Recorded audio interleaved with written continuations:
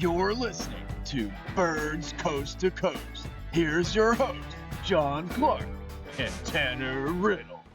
Welcome, everyone, to Birds Coast to Coast. Today, we are going through the AFC over-under win totals that we're going to talk about and see where we kind of fall, whether it's going to be under or over what the Vegas lines are. Of course, we have some breaking news to talk about between the Cardinals and the Eagles. We both have some contract extension news to talk about.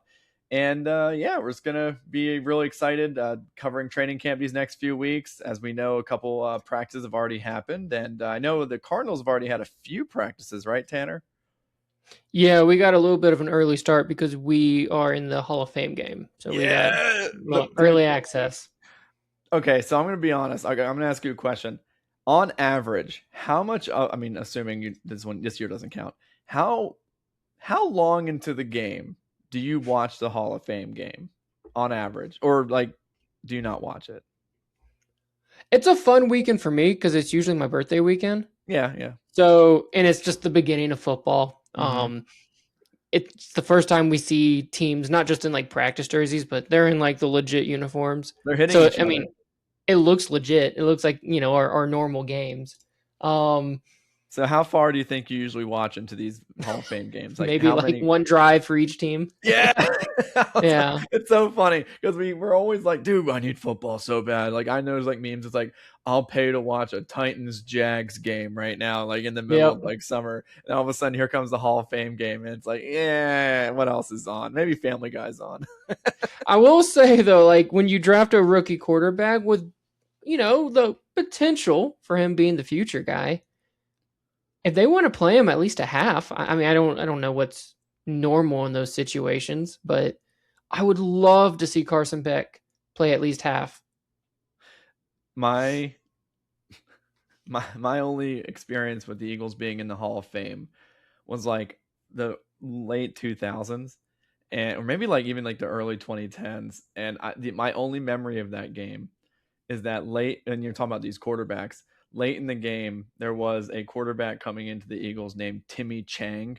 And I was like, when did we get a Chinese quarterback? This is awesome. That's awesome. He was awful. But I just remember, I was like, this guy does not look like he belongs in the NFL at all. It was so small. But yeah, that was my only recollection of the Hall of Fame. I was like, Timmy Chang, because the Hall of Fame game, you start throwing in the fifth stringers. So who's this guy? Well, back in the day when we had 4 games and this being a 5th game, you had to protect your preseason guys. Seriously. No. So Tanner, we'll start with you. The long-standing national nightmare is over. Jacoby Brissett finally has a contract. Let us know about it. So it was not an extension. They essentially tore up his current deal and they just revised his current 1-year deal he had remaining. It's just a pay raise, no extension, no additional years. It's a 1-year, $15 million guaranteed with incentives up to 21. I am curious, what the incentives are. Is it to make the playoffs? Because think about that. Imagine only getting $6 million to take this team to the playoffs. He's gunning for that much. He's gunning for that single game completion record he just missed last year. Right. So, is it a statistical incentive? I don't know. I'm more of a team guy. Doesn't really do me much good if he gets 4,000 yards, especially if it's not. I understand in certain situations, but I don't know. We'll see. My honest reaction was, oof, we didn't really have to do that. One, no offense, but Jacoby Brissett, it's not some superstar. Howie probably would have worked some magic and, led him to take some kind of pay decrease because, that's what Howie does. There's really no long-term future with Jacoby Brissett. I think at this point, I don't even think being a backup in the future is going to be an option. So I'm not really sure what leverage he had. And if he doesn't have leverage, is it just good morale? He was the only startable quarterback. Yeah, but he's coming off going 1-11. Does that really? Someone said what the Cardinals think of Carson Beck that they even entertain that leverage as leverage?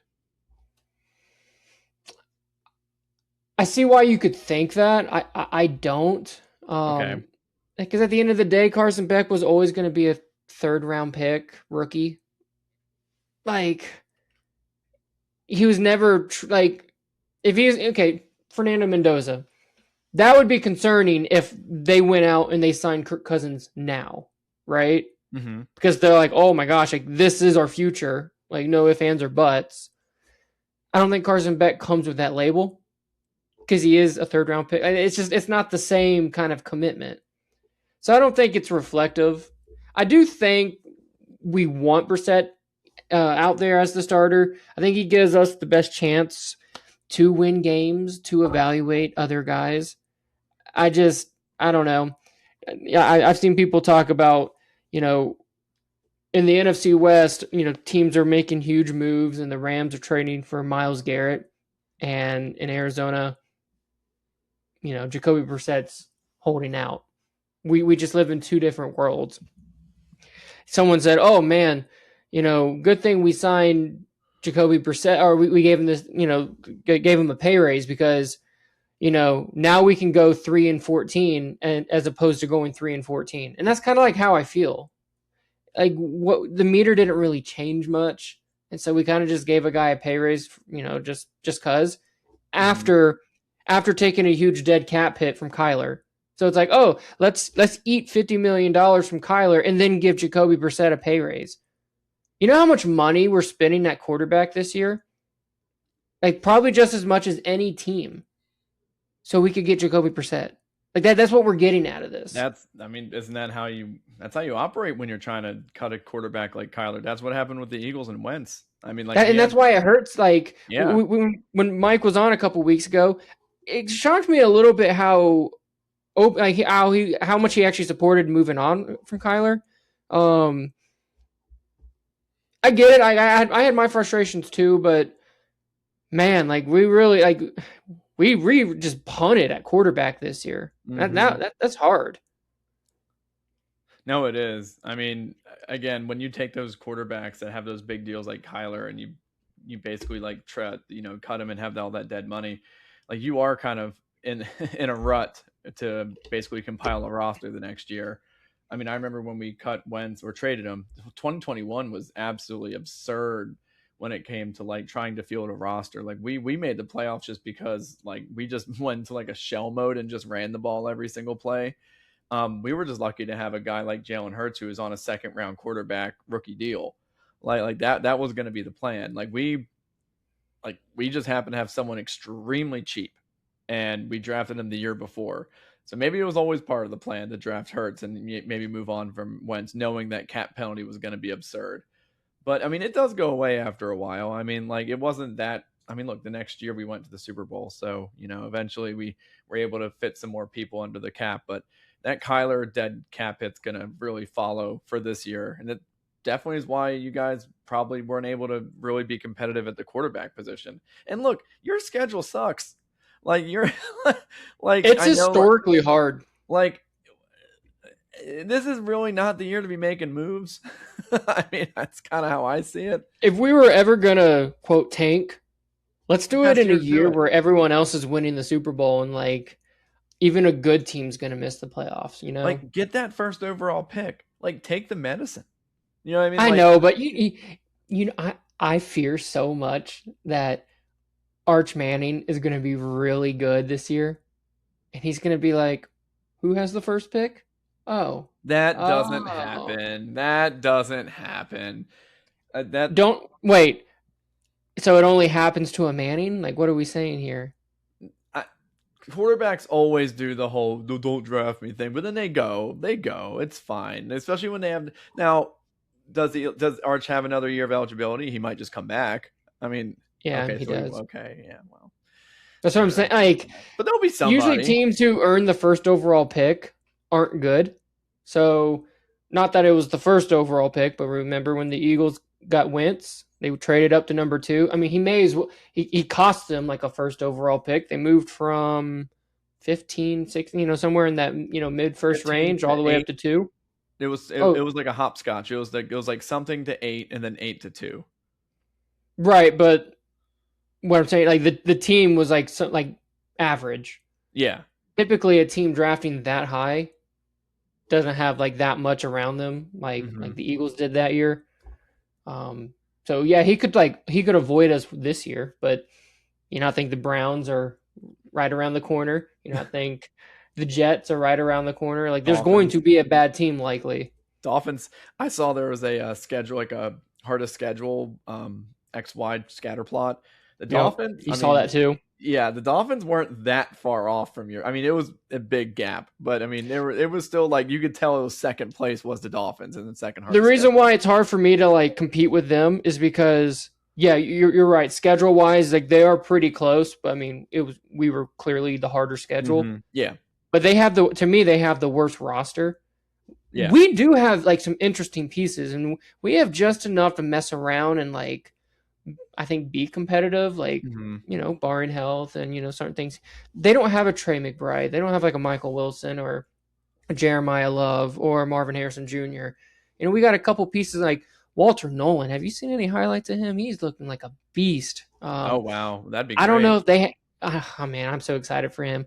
I mean, he could mess around and mess a game up. And we got Buddha and, Will Johnson could really like step up and do some stuff. So, I just don't think the Dolphins have that. I mean, they have like nothing to get excited about, in my opinion. So that's where I'm like, yeah, we may have the harder schedule, but they're gonna have just as tough a time, I think, winning games just like we are. Yeah, it's gonna be tough. They have a tough division too. I mean, minus the Jets. I mean, the Dolphins. I mean, the Bills and the Patriots. I mean, you can just chalk that up as 4 losses right there. You're really hoping that they take a couple from the Jets. Like that's at least.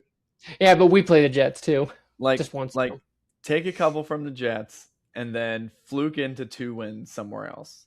And then you just have to have less than 4. They're going to have to do the Jonathan Gannon strategy like we did in 23. They're just going to have to be high effort, real competitive team, win 4 more games than they were expected to. We're not expected to, like, per Vegas, we're not favored in 1 game. Wow. That's insane. Yeah. All right. So today also there was a big contract drop. Jalen Carter, defensive tackle for the Philadelphia Eagles, signed a NFL history leading defensive tackle contract, 4 years, $160 million contract. Wow. How did Howie pull that off?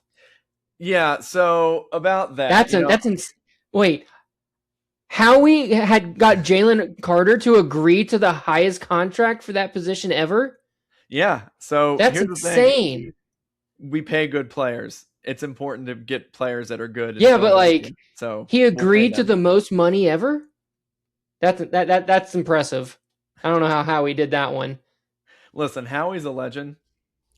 I'm that the win for Howie on this is that he didn't let it drag into training camp. It didn't get ugly, and you didn't have to trade him.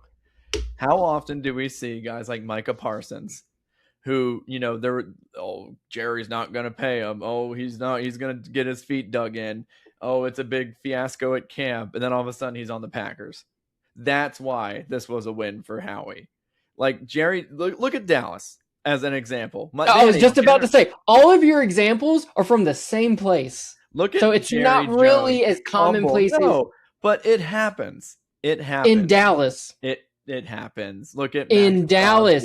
Zeke, Dak, CD, Micah. It's the same team who likes to hold off and procrastinate. Well, maybe I just like to compare the Eagles with the Cowboys, and I like to make sure. Well, that's fine, but it's this. All of your examples are likely going to come from the same place, so it's not as commonplace around the league. It just happens all in one. Like, I don't know. The Giants let Saquon go. I mean, that was a big thing, and they just kept, letting him kind of be, I guess, I don't know, strung along. And then eventually, it's because they paid Daniel Jones. Yeah, and then they paid Daniel Jones. They let your boy Saquon go, and now he's on the Eagles. So I'm just saying, this didn't get ugly. Okay, well, my argument's not that it doesn't. It's never happened before. Well, I'm just saying. You know where I'm getting. It's kind of getting me, and that is Howie pulled a rabbit out of his hat and he was able to convince a guy to take the most money ever. I think we just need. He's a great GM. I'm not saying that it was a good deal. He's top 2, and I might not be 2. I'm just saying, let's hold the brakes about praising Howie so much for getting a guy. I'm not praising Howie for this. I'm not praising. I was not praising Howie for getting him at a good deal. I'm just happy that this didn't end in a trade. I'm happy that this didn't end in ugly contract negotiations or a holdout. I'm happy that the deal got done and there's no drama heading into camp. Now, is the money where I would like it to be? It's honestly kind of where I expected it to be. I don't think it was like grossly higher than I expected. I mean, he's a young defensive tackle who was rated by those executives in that poll as the 3rd best defensive tackle in the league, and the other 2 are like way older than him. So yeah, you combine age, you combine skill. I mean, you combine the fact that he probably hasn't even reached his top potential yet. Yeah, I do think he's worth the top of the line money. Like I saw some. I think Elliott Shore Parks was on today, and he was like, "Look, well," they asked him, "What do you think of this deal?" And he goes, "Well, I'll tell you one thing: it wasn't a win for the Eagles." I was like, well, everyone's like, well, "What do you mean?" He's like, "Well, they didn't get a deal on him. He wasn't a top 5 defensive tackle last year. I don't think. He's only been a top 5 defensive tackle 1 out of his first 3 years, but we're paying him the top defensive tackle in the league money. So no, I don't think this was a win for the Eagles. They're definitely paying for what he could be. I think this is a worthy contract because I do think he will become the best defensive tackle in the league. I don't know. Do you not see that type of player? I do. No, but I guess I'm making a different argument and focusing on a different thing. Yeah, you're working it. Yeah. Yes, I'm very excited about Jalen Carter. I think, what does he call it, Baby Rhino or something? Yes. Like, I think he's been a great player. I think he'll be a great player. The Eagles are better off with him. I just don't think it was going to be a possibility to get him at lower than highest in the league money. And that's fine. But I saw a lot of praise for someone tying their shoes. And I'm just like, can we calm down a little bit? Because I could have typed in, what is a good contract for Jalen Carter in ChatGPT, and I probably could have spit this out. And that there's nothing from a general manager standpoint. That's my main argument here is, okay, sure, Howie's done some good things in the past. That doesn't mean every little thing he does is literally the greatest move here's ever. My counter argument. Do you think this was a bad decision? You probably could have, not necessarily. I mean, you could have waited an extra year, but we've seen examples where that doesn't work out. We've seen examples where it does work out, though, too. Like, imagine if getting more information. I mean, this is the guy who fell to number 9. He fell to number 9, not because he was the 9th most talented player in the draft. Mm-hmm. He fell to number 9 because of off-field concerns, because of maturity issues. He literally, he spit on a dude last year in the start the season.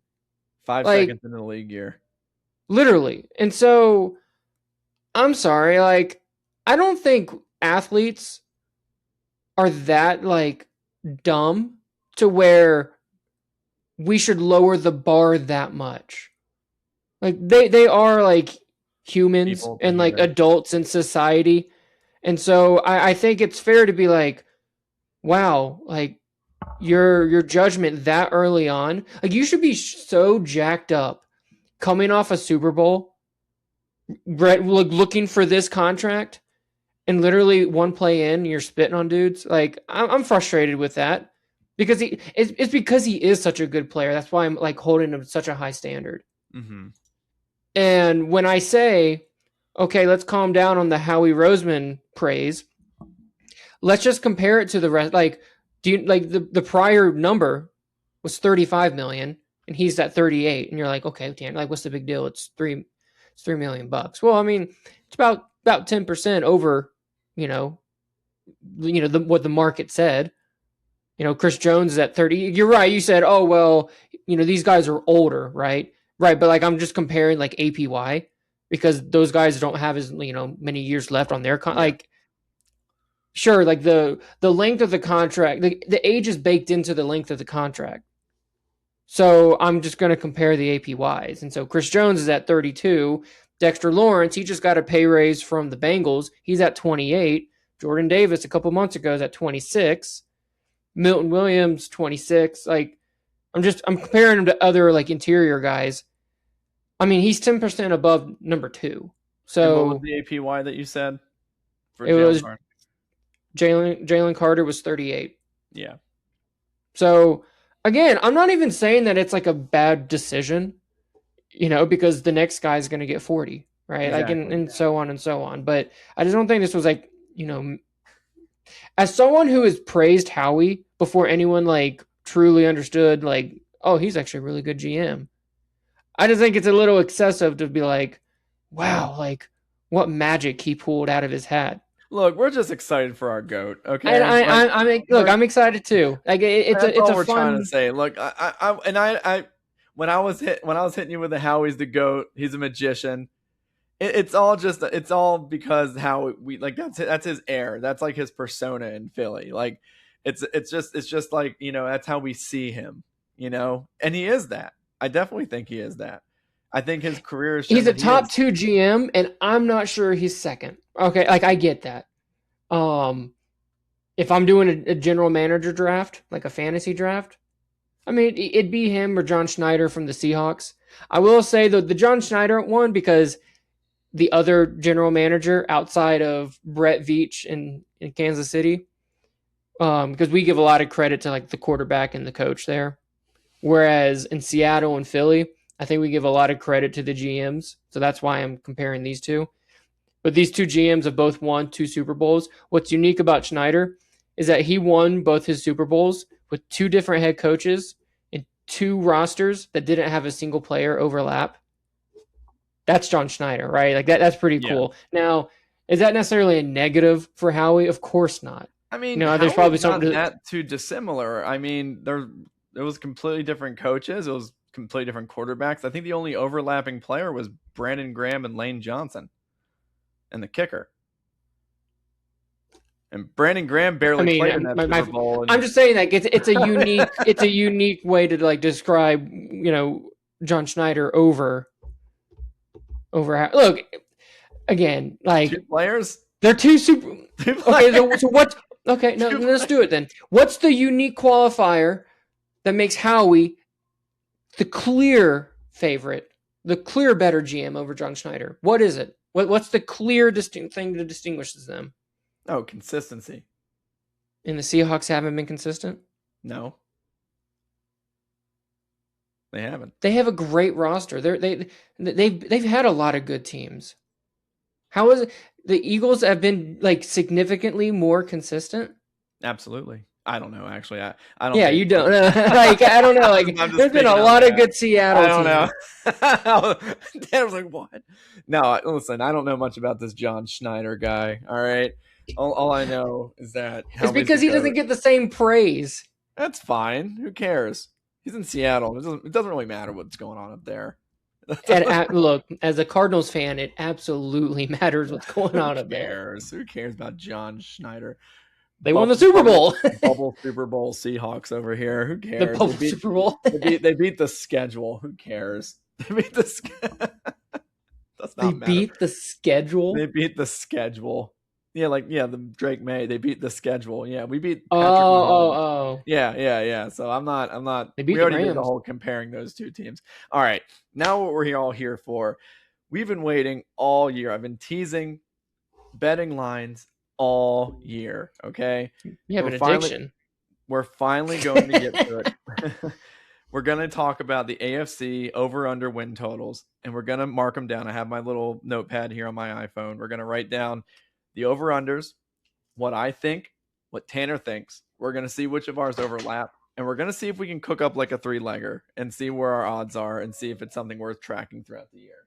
So this is why we wanted to go over every division and get some unique insights from each one. So we're now we're better prepared and more informed. Yeah, now we can just steal everyone's information. So, Tanner, I'm going to start with the AFC East and the Buffalo Bills. And the Buffalo Bills over/under right now is 10.5 wins.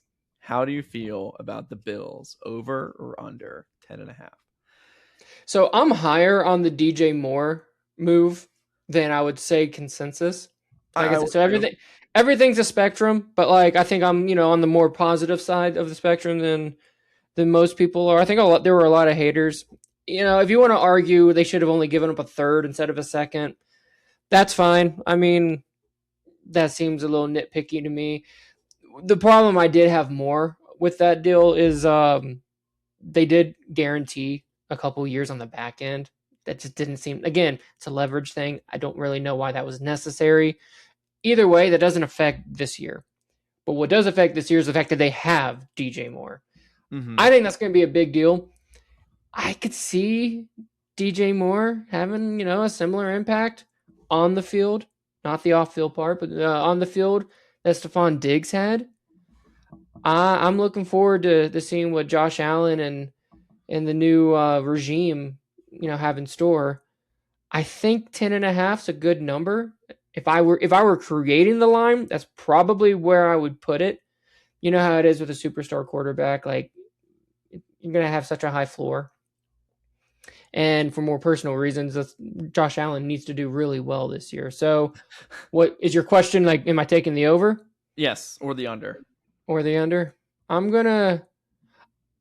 Josh Allen, I trust. I would take the over on that. What about you? Yes, I agree with you. I'm taking the over. I think 10.5 is a very, very modest number. I think if the Bills go 10 or under, then something seriously wrong has happened in Buffalo.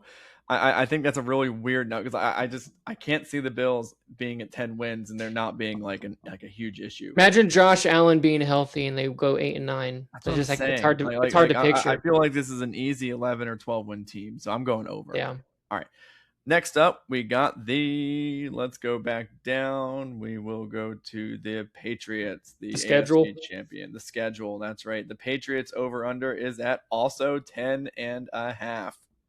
They won the division and went to the Super Bowl, and yet they have the same over under as the Patriots or as the Bills. Yes. Whew, this team seems primed for regression, don't they? Mm-hmm. I know you're a hater. I do. Again, we can argue about. I know you're a hater. We can talk about the compensation for AJ Brown, but that's a future issue. What's not a future issue is just having AJ Brown in general. I do think he does make them a better team. I think he adds a dynamic that they didn't have last year, and in theory, pushes everyone down on the depth chart one slot, which should, put people in better positions. I don't know, man. That schedule was real easy last year. I feel like we've seen teams like this before, and they underperform. That Super Bowl hangover is real. I mean, I'll tell you from firsthand. It's real, and it's more so on the losing side than the winning side, which is kind of interesting to me. That feels like a whole nother discussion. But it's like a sports psychology thing. It's like getting so close and you lose, and it's like you have to restart everything. It's like, but it's not even like a total like, we played 20 games. Well, so did the winning team. So like it's not even like a fatigue thing. I think it's a psychological thing. I'm kind of leaning under. Yeah, I would assume you are too. I'm leaning under as well. I mean, I think seeing them at round 500 would be completely understandable. Wild card team, fun wild card team. See if they upset a good, a better opponent in the playoffs. But that's where I see. All right, let's move on to the Dolphins, the Miami Dolphins. 4.5 is their. I don't see 5 wins for that team. That's a really bad team. I don't know. Like, if we just say under, like, we don't have to stay too long. I mean, like that seems. Like I think I made it clear. I don't like that's not a good roster, and that schedule is supposed to be brutal. All right, good luck finding 5 wins. We have agreed on everything. Great pod. Yikes! All right, now we have the Jets. The Jets are let's see, New York. Can I guess this one actually? Do you want to guess? Yeah. I'm going back and forth between 5.5 and 6.5, but my gut said 6.5. So what is it? So they are. That might be high. Ooh. 5.5. It is 5.5. Okay. Remember when we did our AFC episode? That's right. Yeah. I'm higher on them. I would go over. I think Gino's capable of throwing 4 touchdowns as he is throwing 4 interceptions, but I think he'll do it just enough. It's a fun little offense too. I'll go. I think we could possibly find 6 wins. They play the Dolphins twice and the Cardinals. There's half of them. I was gonna go under until you just until you just said they're playing the Dolphins twice and the Cardinals. I was like, you know what? Yeah. All right. Just gotta find me 3 more. So we have agreed on everything in the AFC East. This is going to be a really easy parlay to find because it looks like we've already agreed on 3. So now let's move on to the AFC North, and we are going to start. Let's see. What team could I start with? The AFC North. We'll start with the Browns. There we go. All right. The Cleveland Browns. You know what? I'll start off with this one. The Cleveland Browns over under is 5.5. Ooh. I'm gonna say that's an under. I'm gonna say that's an easy under for me. I don't think their quarterback situation is good enough to eke out 6 or more wins. I really do think that even if they play as conservative a style of football as possible with Quinshon Judkins, that they're still gonna need the quarterback to throw the ball. And now that they don't have Myles Garrett, we're gonna see just how much of an impact Myles Garrett had on that defense. I know Jim Schwartz is really good, but Myles Garrett is an all-time pass rusher. So, he makes everyone else better as a force multiplier. So we might see a quick recession of this Browns defense very fast. And if their defense is just average and their offense sucks, I'm not seeing anything past 5.5 wins. So what do you think? You might have convinced me because in my head, I'm thinking, oof, man, I see 5 or 6 wins. And if the line's at 5.5, to me, that tells me stay away from this, right? Now that's just a coin flip. Not having a quarterback, a definitive answer, at least a good definitive answer, that's a huge concern. They've had some decent defenses, though, these last couple of years. But I actually forgot they're the ones who lost Myles Garrett. Everything from is what I hear is the Rams got Myles Garrett. They got Jared Verse. They did. But I almost forgot. They did. They're the team that lost Myles Garrett. So they are a huge wild card on defense. How much of a loss is that going to be? Is Jared Verse, enough to at least keep the defense decent? But if it's at 5.5, that means we have to find 6 wins. And there's too much of a wild card on that defense and no answer at quarterback. That division's still going to be good. You sold me. I would take the under. Okay, good. All right. Now let's move on to the Cincinnati Bengals. The Cincinnati Bengals over under sits. Whoa. Uh-oh. The Cincinnati Bengals are sitting at 10.5. Oh, no. No, thank you. God. I'm higher on the Bengals. Remember, when we did our AFC North pod, wow, I picked them to win the division, and I thought they were an AFC title contender, right? So you would think, Tanner, if you think that, they're going to win 11 games, That's right? what I'm kind of confused. I'm high on them. There is way too much hesitation there's a lot of volatility with them. Yes. The defense is not they've been really bad. They've made some improvements. I like it. I don't know if that's enough to at least get them to average. Joe Burrow. I love Joe Burrow. I have a lot riding on him. But he doesn't finish every season. He's actually missed the playoffs more than he's made. And I think that's a little jarring for people because that Super Bowl appearance, that bought him a lot of time, a lot of goodwill amongst people. 10.5 is a lot. That's a high. Everything could be going well. You could start the season 7-3. Something fluky happens, and it's the same as the Bills and the Patriots. Imagine being told that they have the highest, they'd have the same over under as the Bills and the Pats. Pats are in the Super Bowl. It's a tough division. Wow. My bet is not how I think of that team. I just think the expectation, like, I feel like the smart money is the under in this case. Does that make sense? How can I be high on the team but want to take the under? I mean, they could win 10 games and still make a run. Just to prove my point, what if the over-under was 14.5? I can still think they're going to be a good team, but you would never assume a team's going to win at least 15 games. Well, then how about this? You take the under, and I'll take the over, just because I think they might win 11 games. But again, not because I think that over-under is good. I just think that just is really high. I don't think it's good value.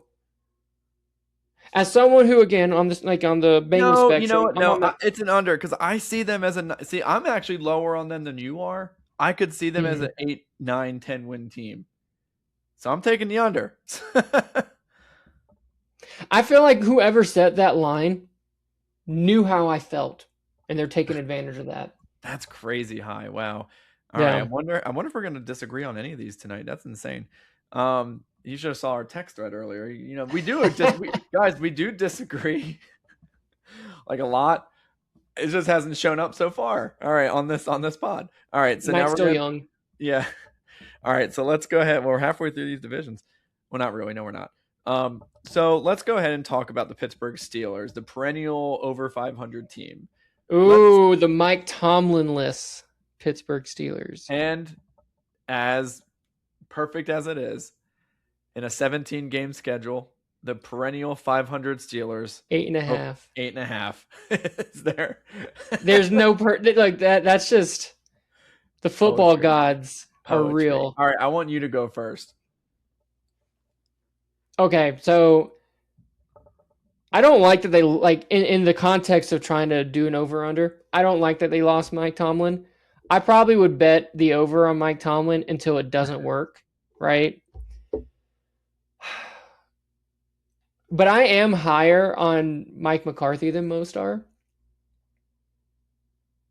I think I would still probably take... The defense is still pretty good, right? They're just old? And Aaron Rodgers. That's risky. If Aaron Rodgers goes down, it's over, right? They can't win with Mason Rudolph? Is that who the backup is? Or Drew Aller? Or... Whoever it is. Definitely not Drew Aller. I'm going under. Go over. Honestly, if you want to go over, that's fine. I'm going to take the under. We can disagree. It's okay. Is this because you don't like... So what don't you like? Do you not like that Aaron Rodgers is fragile? Do you not like Mike McCarthy? The roster's old. They're due. Like, what is it that makes you want to go under? I think Aaron Rodgers is injury prone. I think he's probably going to get hurt and miss a few games at least. I think their running game is absolutely suspect still. I think that I think DK Metcalf was not as great as he was hyped up to be. He got paid big money when they traded for him. He got top of the line money. Yeah. So yeah, I'm with you on that. Yeah, he started strong and then fizzled, and he punched a fan, which I thought was crazy. I don't know if you remember that. No, in Detroit, yeah. Yeah. Surprising he didn't get more suspension for that. But anyway, he punched a fan. But yeah, I do like the defense a lot, but I just have... At some point, this over 500 streak is going to end, and I just feel like this is the year where it's going to end, and it would be an under 8.5. So look, I know you want the disagreement. I'm not gonna, but I think you kind of convinced me. No, my God, now, can I actually tell you a funny Mike Tomlin story I heard today on the radio? Yes. So, right now is the Baseball Hall of Fame going on, right? They're doing some the ceremony stuff. And a kind of a random relationship that I learned is apparently Mike Tomlin and Andrew Jones, Braves center field Hall of Famer, are really close. And Mike Tomlin, he appeared at his ceremony and wore an Andrew Jones jersey, and it's well, what's the connection here? It's kind of weird. So I guess they did a little quick interview or got a quick quote from Tomlin, and only the way Tomlin can, only Tomlin can do this, but he said it in a way, he's well, we're bank acquaintances. What does that mean?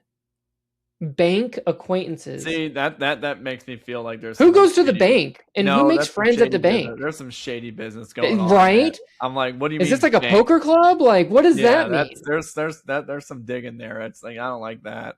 Tomlin's supposed to be on the NBC pregame cast, isn't he?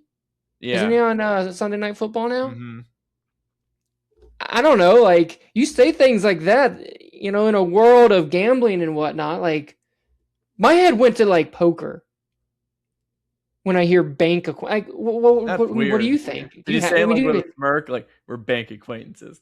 I only heard the audio. Someone's got to do some digging into that story and find out what the heck that meant. That's because not only is that weird what he said, I just think it's also just completely random for him to be an Andrew Jones guy. I'm like, all right.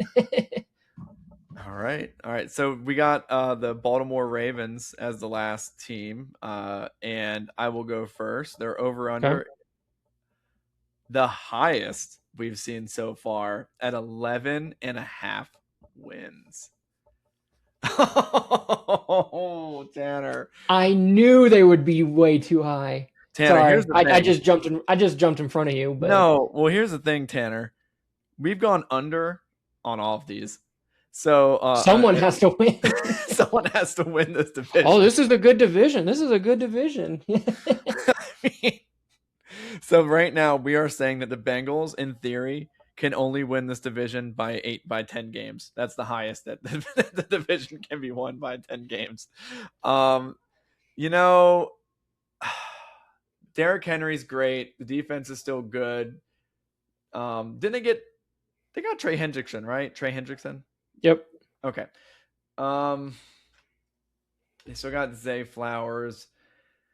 The Ravens are really good at just rattling off a lot of regular season wins. I mean, it wouldn't shock me if by December. Oh, you just want to be different. No, you don't feel this way. Don't lie to our audience. Show some respect. You don't believe this. Well, someone's got to be fighting for the Bills for the 1 seed. Someone has to. Pick someone else. and Lamar had a down year last year, and okay. I definitely think there's some bounce back potential here. I don't love that. I don't love the pick over 11.5. I just, for some reason, feel like they're going to be one of those teams that just, you look in December and they're like 10-3 or 10-2, and they're fighting for like the 1 seed. And you're like, how did they win all those games? I don't know. I don't want to go 12 wins. That's too high. You know what? I'm just going to say over. Go ahead. Pick the under. Convince me. I'm writing it down, though, so I'm not. I am pounding the under here. This is probably my most confident pick of them all so far. Really? Okay. I think we are just doing the whole, it's the Ravens. They got a great roster. Now they have an MVP quarterback. They missed the playoffs last year. I just don't really see how they got that much better. Missed a lot of games. Yeah, but similar to Cam Newton, man, like eventually these guys who are so reliant on their athleticism, once they hit age 30, like, okay, let me ask you this. we talked about Jalen Hurts last week and where he came in the player rankings, right? The top 100. Yeah. And it's a reflection on their peers, right? Lamar came in even lower than Jalen, right?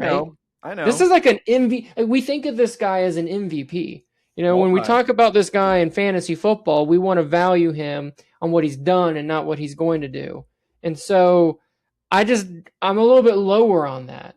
I can still think he's a good player and worth having, but that doesn't mean I'm going to value him at the way that he has been. Yeah, he's definitely not someone I would want to trade for in Dynasty. Well, at a reasonable if you're going to be a reasonable person and ask for a reasonable price, then I would. But if we're going to value him as like the best player, to ever play football, and he's the 2-time MVP, single most valuable like asset in fantasy football, then I'll pass. Well, let's talk about the Ravens. I feel like you're talking about Lamar. Like, why? What do you? Well, I mean, they lost Linderbaum in free agency. They had to let him walk. Yeah, sure. They got Trey Hendrickson, which is not bad. Defense isn't they haven't really been that solid. Like, I don't know. When I think Ravens, I think just like really well built, healthy roster, and I don't think they have that roster that we probably are used to them having, and clearly, like, it's reflected in the over under at 11.5. I mean, we still got another division, or two divisions, but like this is the highest we've seen so far. I don't know. I'm just not there. Okay, that's fine. I mean, it's okay to disagree. I'm not sure they're a better team than last year, and they weren't good enough last year to make the playoffs. If anything else, I just feel like we haven't picked enough teams to have 13 plus wins yet. So like I know there's gonna have to be some teams that have 13 plus wins. Like the whole conference can't be 11-6. So well, hold on. Like, does there have to be a 15-win team? I mean, there usually is like a 13, a 12, maybe even more than 12, like 2 12s, 3 12s. I don't know. So how many overs have we taken? Any? We've taken the Bills, right? Yep. We have the Bills over and the Jets. And the Jets over. That's it. Okay, so 2 out of 8. Weak conference. We're on the conservative side. All right, speaking of weak, let's go to the AFC South. Let's go ahead and start with the Tennessee Titans. Tennessee Titans over under is, and if I believe so, it might not be that much higher than last year. They're coming off a 3-win season. It's 6.5. Ugh. I don't know, Mr. Cam Ward. What do you think, Miami boy? That's a good number. Personally, I would stay away from this. Yeah, because I could see. I just think that's a good. I could see them winning 6 or 7 games. You know. Yeah. So that to me, I would not bet it. See, I would be more shocked because taking the over implies that they're closer to 500 than they are to like a 3-win team, and I just don't see them as a 500 team yet. So I think they got better. They could double their win total. That means you got better, right? And they would still come under the 6.5. I think that's where I'm leaning. I think they got better. I'll say under. All right. Next up, we have so let's not do the Jags. Let's do the Colts. The Colts, who started really strong last year and fizzled out terribly. I'm very interested to see what their win total is because that'll give us an idea of where Vegas thinks they are. Daniel Jones has been. It sounds like he's a full participant. So. Oh, I know, and my fantasy team is excited for that. Let's see. The Colts are. Let's see. It won't show up on mine for some reason. Hope I still have internet. I'm still texting you. Well, what I will say about the Colts, what's interesting, because they started. Oh, here we go. Like 7-1, 8-2?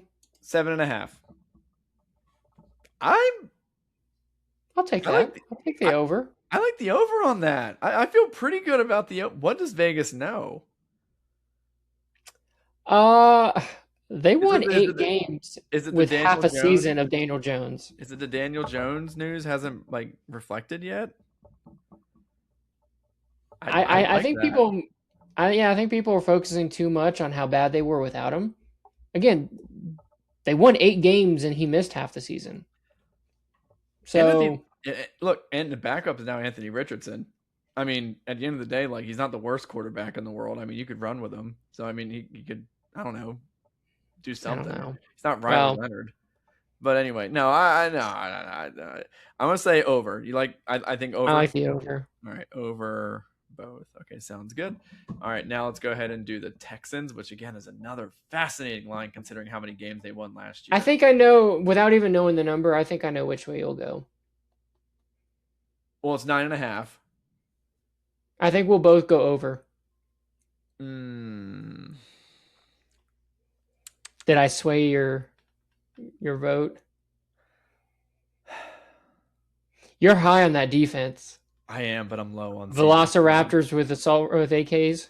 Yes, but I'm very low on CJ Stroud. Are you? Okay. I'm high on Nico Collins. Yeah, but okay. How low do you have to be though for them not to win at least What is it? You said it was 9.5? How many games did he win last year? 12. Oh, so this has to be an over because CJ Stroud was bad. No, I think you're right. But wasn't my bold prediction that CJ Stroud doesn't make the season and they look for a quarterback next year? Well, that's a bold prediction, not a real prediction. Yeah, All but right. you know what hot takes are meant to. That sometimes hot takes are not to necessarily nail it 100%, but to put emphasis on All right, I'll something. say over both. Look, when you have a 12-win team and the thing's 3 wins less than the year prior, and all your guys are pretty much the same health, I think it's more likely he plays better than worse than yeah, last year. yeah. All right, I like that. All right, and now we have the Jags. Care to take a guess on what do you think it is? Well, they won 13 games last year, and I'm not sure. I don't even think Jacksonville Jaguar fans know that. That was one of the quietest 13-win seasons ever. I don't think that's going to have that. I don't think it's going to influence people. In theory, you would think, oh, they're probably going to have a really high over/under. I'm going to say it's going to come in at I'm going to say 9.5. 8.5, close. 8.5. Yes, 8.5. That's 4. What is that? That's 5 wins less. They Take really the don't over. like Trevor Lawrence. They don't trust it. They don't trust Trevor Lawrence at all. You know what? I like Trevor Lawrence. I think I might have even more faith in Liam Cohen. I know that their offense and defensive coordinators got some looks in the offseason for head coaching jobs because we interviewed one of them. They retained them both. I do like continuity. Yeah, in order for me to miss on this, that means they have to win at least 5 less games than last year. I think they're primed for regression. I don't know if they're primed for that much. I think I'll take the over on that. I'll take the under. Is this our first? That was our first one. I think just like there's always one team that always you expect there's got to be a team that's the disappointment, and I think this is the disappointment. I think this will be the disappointment team, and a disappointment team is a team that usually falls 6 wins, 7 or 6 wins or less. They lost Travis Etienne. The running back situation doesn't look great. Again, I don't love Trevor Lawrence. I don't care what the advanced metrics say. He just doesn't really move the needle for me. Defense is, I guess it was decent last year. But again, I think a lot of these teams in this division actually are I really like the Colts and I really like the Texans, and I think they're not just going to lay down for the Jags this year. And I think the schedule is going to be a little bit tougher. I remember looking at their schedule thinking it's pretty tough this year. I think they have to play the AFC North. So yeah, just the division that we all said unders for, but So what I will say about the defense, just because we did interview their defensive coordinator, so I heard a couple things that maybe other teams wouldn't have come across. They had a really good run defense. I think they were top 5 in stopping the run last year. And this is probably the prime reason why I would expect them to have some regression, is that they were I think top 5 in forced turnovers. And while that's a great stat to be good at, it's very the problem is it doesn't volatile. necessarily, it's very volatile. Being good in that category 1 year doesn't always carry over the next year. So, when they do regress, they're a prime team. That's a prime spot to look at saying, hey, they just didn't force as many plays on defense as they did last year. Yeah. All right, cool. So we're moving on to the AFC West. The AFC West, we are going to start with the Las Vegas Raiders, the worst team in the division, and that win total is 5.5. I'm going to say, let's see, Kirk Cousins is at the helm. I'm going to be a little surprising here. I'm going to say over. That was my gut reaction too. I was hoping you would convince over. me of something else. Yeah, I'm going to say over. I've liked their offseason. I thought they made some decent signings in free agency. I thought they had a fun draft. 5.5. They play the Cardinals. There's one. I think we could find 6 wins. Yeah, I think so too. I think they're a scrappy team. I think they're going to play. I think Kirk Cousins is just pretty. I don't know. He just seems like a consummate professional. And I actually think he's a great mentor type for Mendoza. I agree. I think he would absolutely fit so well with as like a mentor role for him. And eventually, I think Mendoza could get in late in the year and kind of sneaky, kind of win a couple games. You know, maybe Kirk wins 3 or 4, and maybe Mendoza sneaks out 3 or 4 towards the end of the year. Maybe upsets a playoff team or something. That'd be pretty cool. So yeah, I'm thinking like maybe 6-7 wins at the end of the year. But Well, yeah, that'll get it done. Yeah, I'm I with feel you. pretty good about that. You know what? They traded 2 first-round picks to get Max Crosby back. So, and you know what? The over on that is the favorite. They're favorite odds on over. More people are picking the over. They did a lot of good stuff. Like they were a fun team this offseason. Yeah. All right. So now we have the Chargers. The Chargers win total for over under for next year is 9.5. Wow. I really like the Chargers this year. When we did our AFC West pod, I think they're AFC title contenders. They were pretty good. They won 11 games last year with no offensive line. Yeah. They're getting Rashawn Slater and Joe Alt back. I mean, 2 Pro Bowl caliber tackles. I do like the hiring of Mike McDaniel. I can't wait to see him and John. Oh my gosh, I'm drawing a blank. Not John Harbaugh. Jim Harbaugh. Yeah, I'm excited to see them on the sidelines and press conferences. You said 9.5. Yeah, they won 11 last year, and I think they're better this year. I'm gonna say 11. Yep, I'm gonna ride with you on that one. I think 9.5 is a pretty low number for them. 11 already won last year, and yeah, I mean, I think this offense is gonna take another step forward. I feel pretty good about the over for 9.5. All right, moving on. We got the Denver Broncos. The Broncos win under. Look, I don't care what it is. Let's see. 9. They won 14 games last year, and we said 9.5. Wow, 9.5. That's still a good defense. Give me the over. Nope, I switch. I'm joking. I'm taking the over. You're taking the over? All right, I will say it's so tough. And they got Jalen Waddle in that third year. Oh yeah, you know what? Pound the over. I trust Sean Payton. I'm actually pretty high on Bo Nix now. I was a bit of a hater. I didn't think I think the lack of physical traits I thought weren't that intriguing to me, but I think he's actually more athletic than people may think. He's got a stronger arm than people think. I like the combination with Sean Payton. Like you said, they traded for Jalen Waddle. It's a really good defense. I feel pretty good that they could get double-digit wins this year. I'm gonna say they may have won the Super Bowl last year if Bo Nix didn't get hurt. I'm gonna say under. You're taking the under. Wow. Okay. They were a 1-possession Magic team. They really won a ton of 1-possession games, and I think there's a lot of regression to the mean possibility there. I don't think the offense did as great as a lot of people think. Just from watching the Broncos last year, I think Bo Nix definitely was not as good as a lot of people understand. And I watched pretty much every Broncos game because I had Courtland Sutton on my fantasy team. And it wasn't just me screaming, get Courtland Sutton the ball. It was, why is this team not completed any passes? It's the third quarter. So, why do we have like 4 completed passes, Bo Nix? What's going on? So I'm going to say under. I do think the defense is really good. I just think the offense is not good. And I think that'll lead to about a 8-ish win team. Not a bad team, just a 500 team. And I think some regression to the mean will happen. Yeah, you just cut their win total in half. Yeah, about. All right, so I'm going to don't care. All right, we're going to move on to the Chiefs. All right, let's talk about the Chiefs. They're 10.5. Mahomes is back, baby. Wow, that's pretty high. Well, he is back. It sounds like he's going to be ready for week 1. And they weren't looking at 10.5 wins last year, and he was there. So they were under 500 in games he played in. Yes. So I'm with you. Well, I think I'm with you. 10.5. Give me the under. That's really tough. I didn't like what I saw with Patrick Mahomes.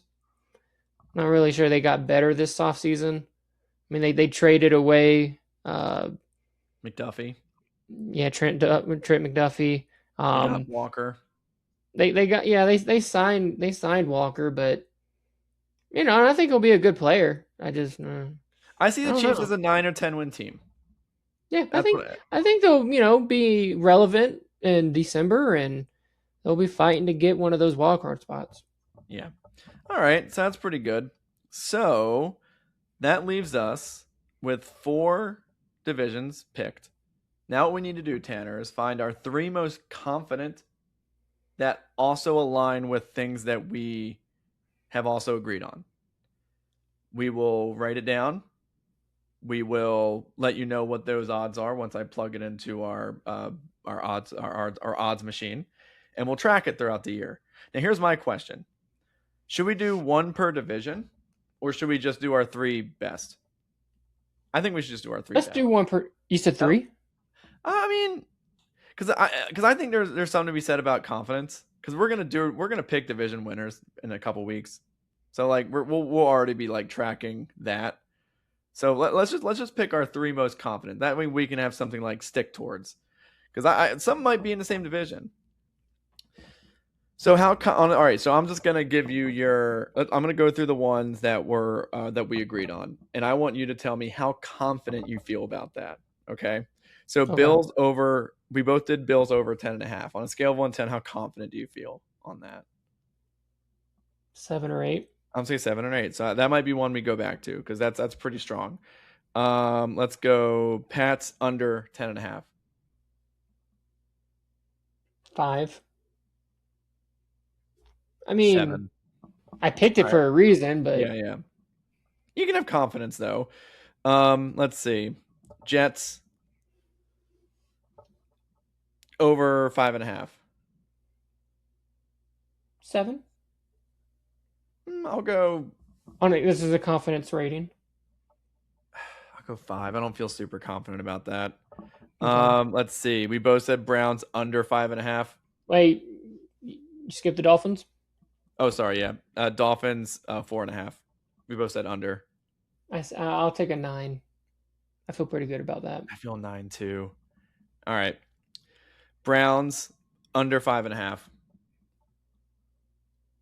feel like an 8. I was gonna say a 6 or 7. Okay, so all right, it's not completely. So right now, it looks like the 2 that we have the most confidence in is the Bills and the Dolphins. All right, so we both said Bengals under 10.5. I don't confidence though. 3. Yeah.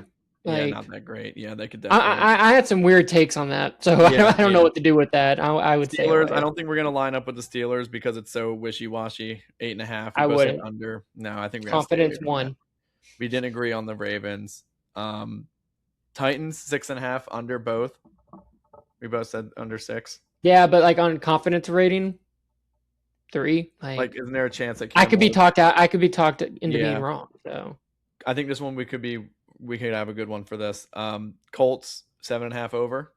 I think the Colts might be the pod team. I think that might be the official team of the podcast. Okay, all right, our official. I feel like we were both I think we both got kind of excited about their number because I think we were both much higher on them.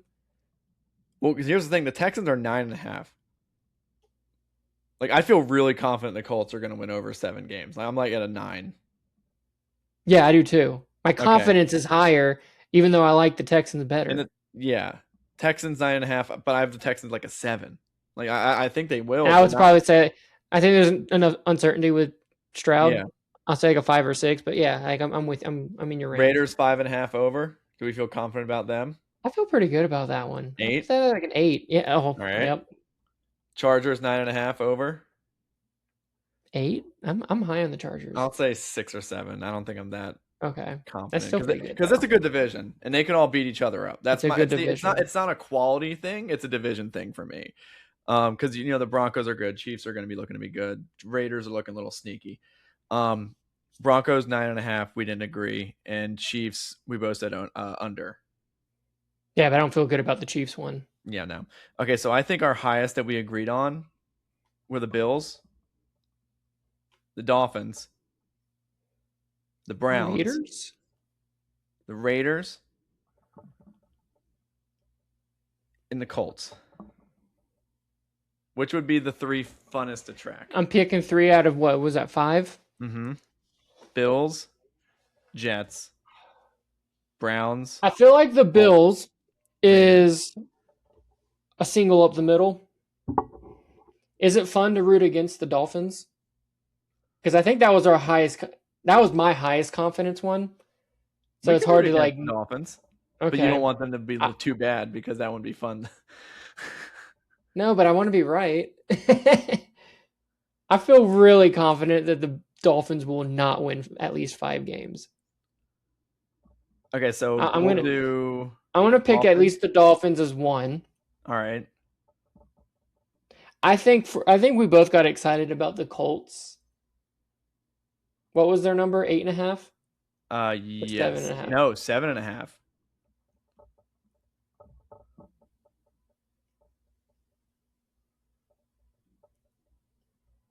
We like that one, right? I say we pick that. I think we like the Colts. Mm-hmm. And we really like the Raiders one? I would say either Raiders or Bills. Let's be honest. I think we're more confident in the Bills getting at least. But it's more fun to root for the Raiders. That one's going to be more fun because what was the Bills number? Was it 10.5? Yes, it was 10.5. So 10-7 doesn't get it done. But you know what's funny? No, more people are betting the over on that. Yeah. So again, there's an odds aspect to this too. More people. Well, if we do a 3-legger, I mean, it's going to be plus money no matter what. Yeah. I say the Raiders. Let's do over 5.5. Dolphins, Colts, Raiders. That's going to be the official AFC teams that this pod's going to monitor this year. So we have under 4.5 for the Dolphins, over 7.5 for the Colts, over 5.5. That is, it doesn't even say when I put that into the odds maker. That sucks. All right, but that is, let me just go ahead and find that online somewhere. You know what? Don't worry about it. We'll find that. We'll post that somewhere else later. But it looks like this is going to be a good season to track these 3 teams. I think it's actually kind of exciting. I really like the Colts one. That's going to be really fun to keep up with. Because, like, at the end of the day, like, when we do the division winner ones, like, that's fun. But, like, this is any team. It doesn't have to be a division winner. You know what I mean? Like, and I think that's cool. Like, I don't have to be like, well, the Chiefs just barely missed winning the division. You know, it's like, no, like, you know, we got 3 teams that we found today that we're going to be pulling for, or I guess, or against all year. So it's going to be real fun. So, you know, hey, if you guys thought this was kind of fun doing this little rundown, we're going to be doing something like this pretty much every week. A quick little, like, a 15-20 minute pod where we go through the week's games. We're going to do like game lines and do the same thing except with game lines, and do a quick little parlay and put it together just like you saw us do just now, except it'll be weekly, coming out basically at the end of every single week of regular podcast. It's not going to interrupt our regular schedule. It's just going to be an additional pod. It's going to be real fun. But yeah, that was really good. You know what? Hey, we clocked in at 1 hour and 7 minutes, and Tanner, I think we're ready for the extra point. Look at that. We're making some good time. I know. Born ready. Ready to do it now? Yeah, why not? Let's do it. All right. I got it. Oh, you got it. Extra point. All right, Tam, man, what you want to talk about? I want to talk about the Fresh Prince of Philadelphia. Oh, I was about to say, like, the new king of Philadelphia, LeBron James. I guess we do have to talk a little bit about LeBron. All right, what do you got? You shocked? I was shocked. I'm stunned. You hear the basketball arguments of like, oh, good fit, you know, of the teams that apparently he was considering. This was the best option to win a title this year. Obviously, he's 41 years old, so like that, you know, he doesn't really have time to wait. I am stunned that he chose Philadelphia. Like, he has ties to Cleveland. He has ties to Miami. He has, you know, some relationships to Golden State. He's been living on the West Coast for almost the last decade. That's where his family is right now, in LA. I just can't believe he actually said, you know what? I'm going to play basketball in Philadelphia. It's insane. Yeah. I was talking to my dad like right before it happened, like maybe like a day or so, not right before, but a couple days before. And he was like, well, what do you think? I said, it's not going to happen. I literally told him, I was like, I think this is just something for us to talk about in between football season and the doldrums of baseball season. I I think agreed. we're being used as a way to kind of ramp up attention from other teams. I could not actually believe that this was a real possibility, because like it was almost like when they say like, oh, the Eagles make sense to sign someone, but it doesn't actually mean that like they're gonna put their, because Howie always talks to everyone, like it doesn't mean he's actually gonna do it. But like it was If he almost like, yeah, wanted like, to, it's Howie though. yeah, oh man. Well, it makes sense that LeBron would check in on the Sixers. They're the best team that has the possibility of signing. Right. But it doesn't mean that he was actually interested. I thought he was gonna try to write the storybook ending and go to one of his old teams. I thought I thought Cleveland. Yeah, I really thought. Honestly, I was just waiting for the notification to hit over Cleveland. I was waiting for that to hit. I felt confident in Cleveland. Yes. Oh, my confidence Yeah. rating was like a 9 or an 8 on that. It was insane. To finish where he started, and like they are a good team, right? Like you can still compete there. I thought it made way too much sense. Even Miami made some sense to me. I just couldn't believe he actually pulled the trigger on Philadelphia. Now, from a basketball standpoint, again, they have good talent. It sounds like the Jalen Brown trade really played a huge role. I don't know if he actually chooses Philadelphia if they don't make that trade. I'm going to be honest, though. He's 41 years old, and it's not even like a contract thing because he signed a vet minimum contract. But, whenever, and this applies to any sport, whenever a team acquires a player and they're like, here's the projected lineup, and they have them in their positions. I've seen this a couple times. They have LeBron playing the 4. Now, I know you're not the biggest basketball guy. He's 41 years old. He doesn't want to start banging against all these other big dudes. Like LeBron doesn't like. There's no way he plays the 4. You got VJ Edgecombe. You got Tyrese Maxey in the backcourt. You probably have Jalen Brown at small forward. Like your bigs are going to be LeBron and Embiid. Like, do we really trust these guys to like stay healthy? If this was, NBA 2K and we can go in the settings and take injuries off, that'd be cool. But I don't know. Like I'm gonna watch. I'm gonna tune in. They're getting all the opening night games, the Christmas games. They're getting. Is that not going to be the most televised team in the league this year? It has to be. Some people, other than the Knicks, were suggesting that LeBron will play more of like a point forward, and will sit VJ Edgecombe for this to be on like the second squad and kind of lead the second squad. That's interesting. You can play point forward on offense. That's fine, but what about defense? I don't know. Like you don't just like sub out. You got to stay out there, and that's the thing.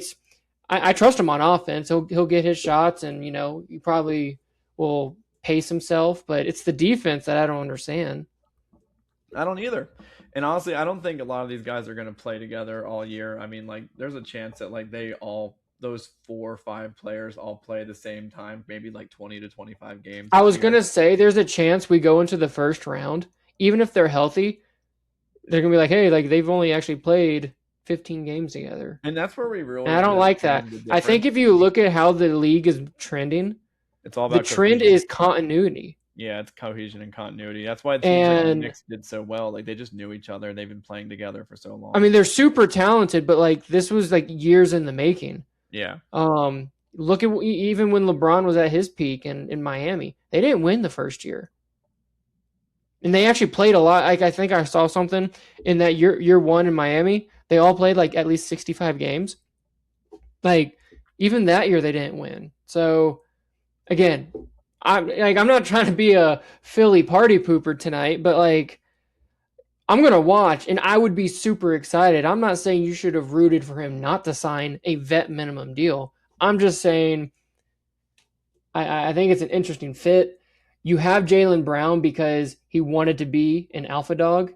Like he's only on the Sixers because the Celtics probably wanted to lean more towards Tatum, and Jalen Brown wanted more. And so technically, like Jalen Brown didn't choose this. He was traded to the Sixers, and then LeBron chose him. Mm-hmm. It's an interesting, like Tyrese Maxey, he's going to be a superstar, right? He already is a superstar. VJ Edgecombe, interesting because, he showed a lot of promise, I think, last year. Embiid, you know, he's pretty far away probably from the MVP caliber he is, and he's just not reliable. Like I said, I'm super excited. I'm gonna watch, but we'll see. Yeah, I'm really excited to bring LeBron in. I mean, I was floored, and I love how like his little like tweet was like a little 5-layered, like it was just like well, it was like a continued tweet one after the other, and people were like, "Dude, just say who you're going to." It was after like the third. I was like looking at each individual tweet because he posted them not at the same time, so it was like I have made a long time decision. I'm not wasn't really sure if I was going to play any other games after this, and I just had to listen to my body, all the cliche crap. And then at the very end, it's like, I think I can make the Philadelphia 76ers a championship team. I was like, oh my god, like he waited until that fifth tweet to actually make it happen. It's like pulling teeth.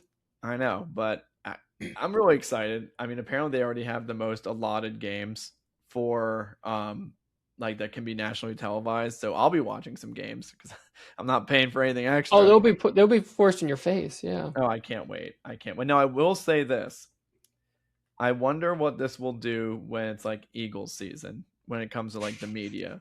Like, listen, it's a Birds town, dude. Like I'm sorry, like But you've never had LeBron. I've never had LeBron, and my role as a Sixers fan is to watch the drama unfold and just enjoy it from afar, knowing that I have one toe in and can just watch it and just kind of make fun of them if they lose and kind of have fun if they win, because I'm not really a big basketball guy. I don't know if you can call me fair weather, because I do kind of enjoy when they lose. I kind of get like a sick thrill out of it. So because the drama is just so great, like the drama, like the anger that the Philadelphia 76er fans call in, it's just so fun listening to them yell about Embiid. And I'm like, I just love it. I love it. So that'll be really fun with LeBron now being thrown in there. Oh, it's like lighting a match and throwing it into a lake of oil. I can't wait to see how this blows up in their face. But in the meantime, if it doesn't work out, does he get blamed? Oh yeah. Oh, they will. Not Jalen Brown. No. Not Maxey. No. Not Embiid. Nope. So the guy literally making the league minimum's going to get all the blame. If I was Joel Embiid, I'd be so happy that LeBron's there, because every little failure that this team commits is on his shoulders, whether it's his fault or not. And like, why? Because that's just how it works. One guy's making $60 million, the other guy's making $4 million. But it's LeBron, so it's going to be on his shoulder. But it's LeBron. It's going to be on his. It's going to be his fault. It's great. I can't. What are your thoughts on him living in New York and helicoptering? It proves why we're like the fact that he's doing that, or allegedly doing that, like validates all of our like, no, he's not going to go to Philly. Why? Like you'd have to helicopter. He would never live in Philly.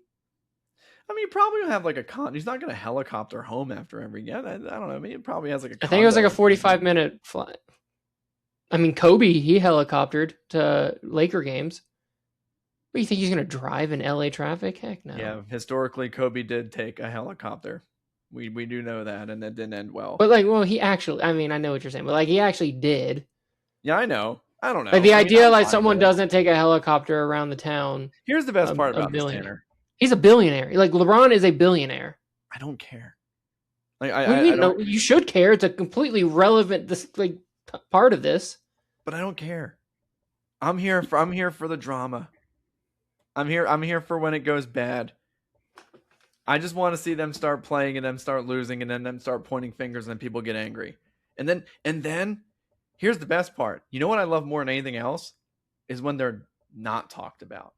So like I will like I want them to fade into obscurity as soon as possible. So this LeBron thing definitely makes that hard.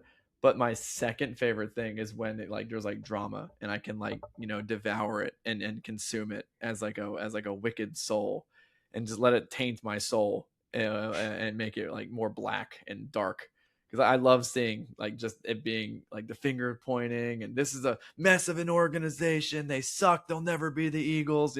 I just love it. I love it. All right, here's my extra point. Tanner, you worked at a grocery store. I knew it was going to be about groceries. And I didn't want to be this guy, but I feel like we've reached like a critical mass here.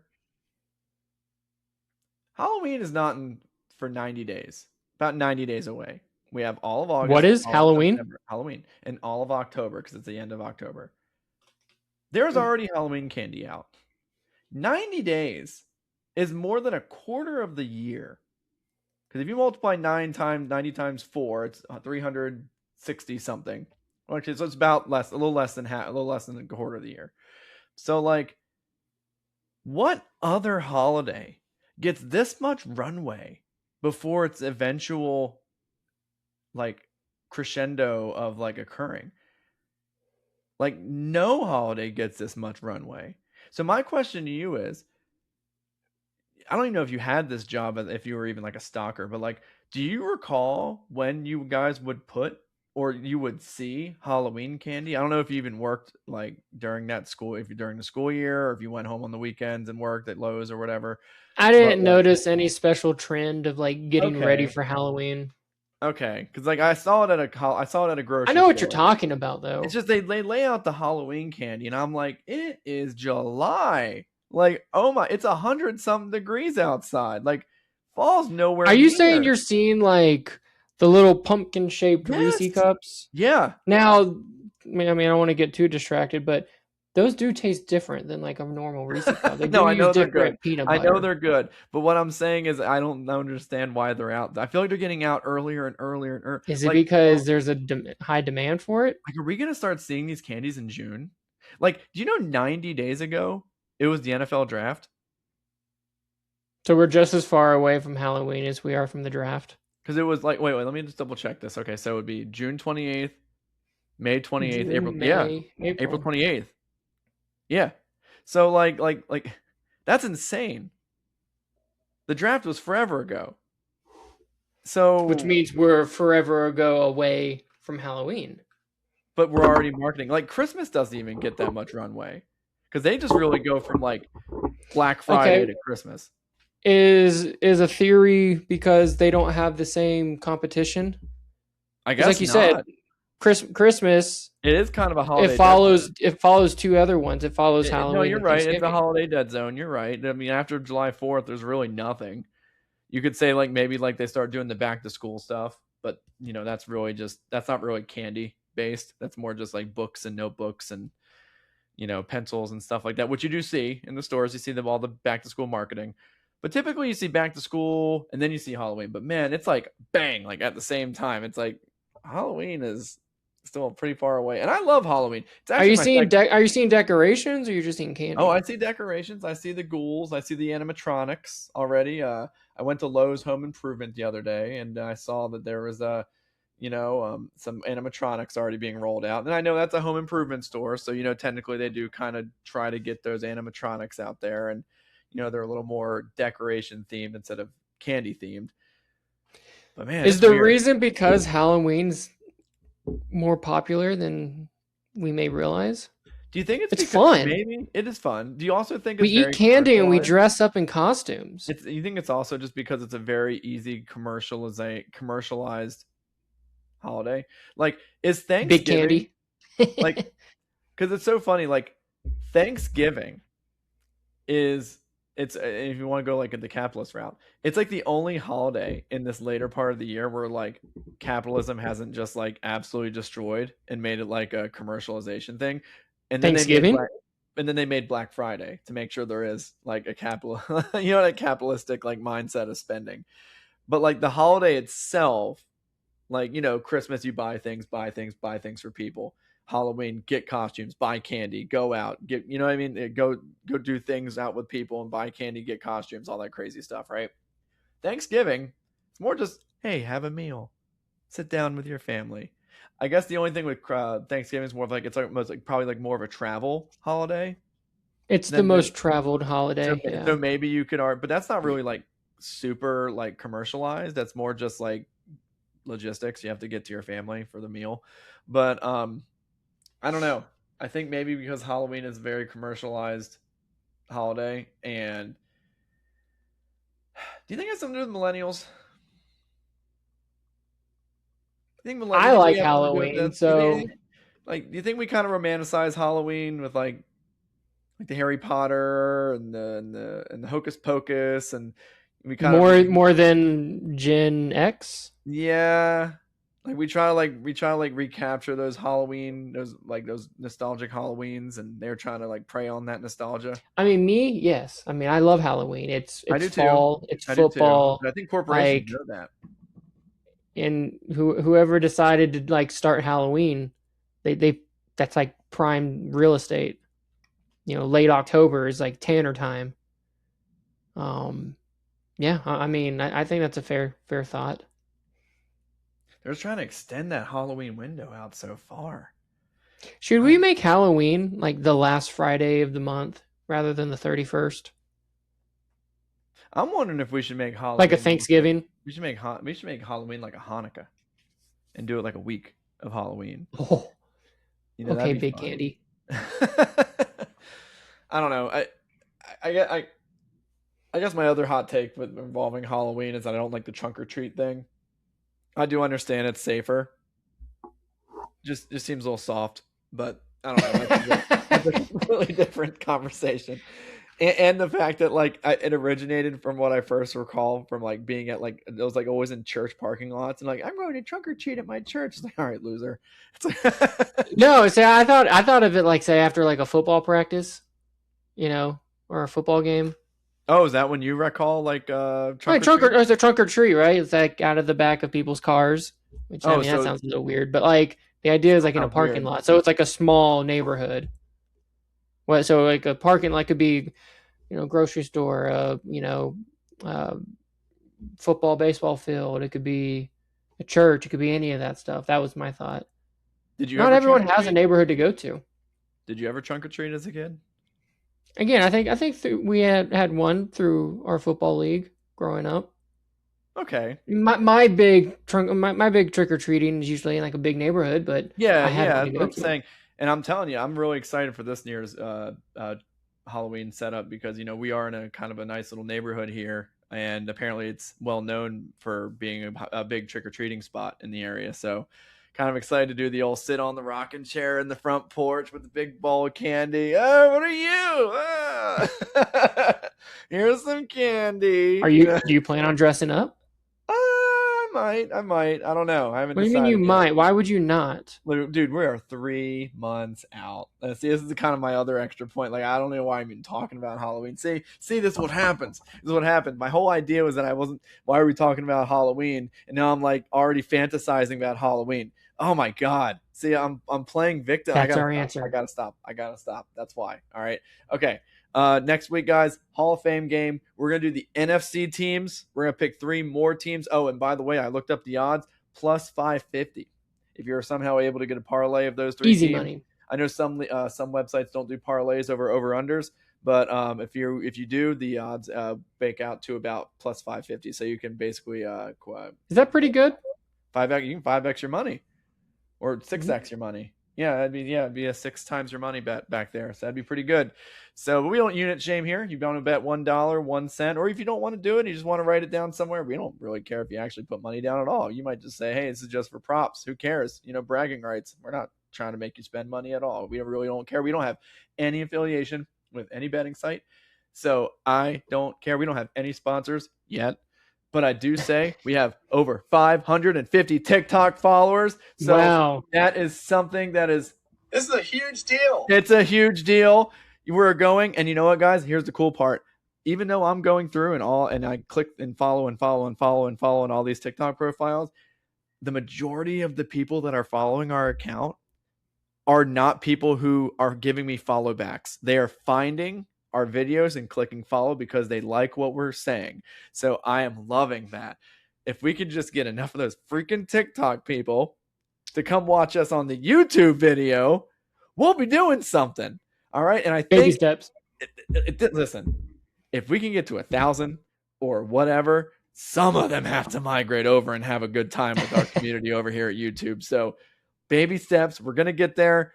I don't know how many Hertz arguments I can like throw and create by like marking a match and throwing it into the TikTok sphere But listen, I will start as many as I need to get a nice little community of followers listening to us. So I'm really excited.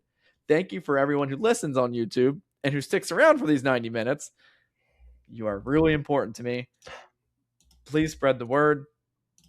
We want as big of a family as we can. Tanner, do you agree with that? Yes, we are very inclusive podcast. We're very inclusive. So next week, I will be at the beach.